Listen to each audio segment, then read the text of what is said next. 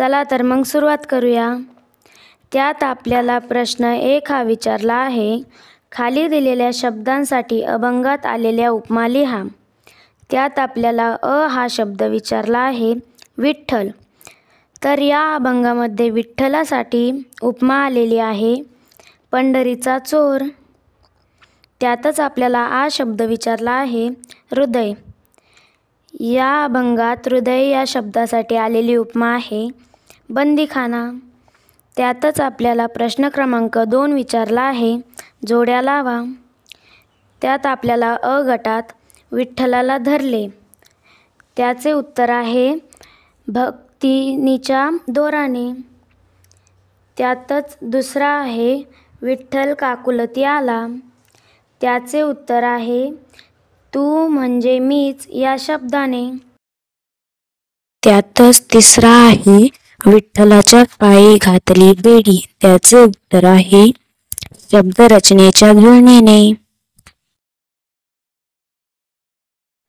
त्यातच आपल्याला प्रश्न क्रमांक 3 विचारला आहे काव्य सौंदर्य। त्यातील प्रश्न आहे सोह शब्दांचा मारा केला, विठ्ठल काकुलती आला। या ओळीतील विचार सौंदर्य स्पष्ट करा। याचे उत्तर आपण लिहू शकतो। यामध्ये संत जनाबाईंनी विठ्ठलावर तू म्हणजे मीच या शब्दाचा मारा केल्यामुळे विठ्ठल व्याकुळ झाला आहे। त्यातच आपल्याला हा प्रश्न विचारला आहे जनी म्हणे बा विठ्ठला, जीवे न सोडी मी तुला। या ओळीतील व्यक्त झालेला संत जनाबाईंचा भाव स्पष्ट करा। याचे उत्तर आपण लिहू शकतो। म्हणजे यात संत जनाबाईंना म्हणायचे आहे की त्या विठ्ठलाला त्यांच्या हृदयातून कधीच सोडणार नाही।